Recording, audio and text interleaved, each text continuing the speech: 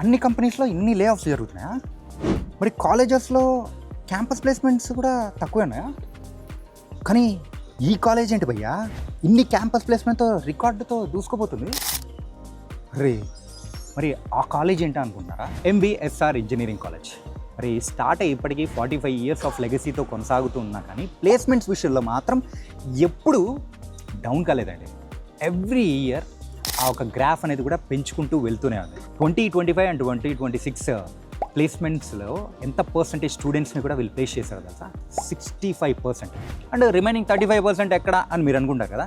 మిగతా 35% బిజినెస్లోను అండ్ మిగతా వాళ్ళు అబ్రాడ్కి వెళ్ళి సెటిల్ అయ్యడంలోను అట్లా వెళ్ళిపోయారంట. ఇక్కడున్న మెయిన్ మేనేజ్మెంట్ యొక్క మోటో ఏంటంటే స్టూడెంట్స్ ఎవరైనా కానీ ఇక్కడ చదువుకున్న వాళ్ళు బయటికి అడుగు పెట్టే లోపల అది కూడా జాబ్తో ఆఫర్ లెటర్తో బయటికి అడుగు పెట్టాలనే ఒక మోటో అనేది ఇక్కడ ఉంది. కాబట్టే ఇన్ని ప్లేస్మెంట్స్ అనేది కూడా చూస్తున్నాం. అది కూడా ఇలాంటి కంపెనీస్ కాదు.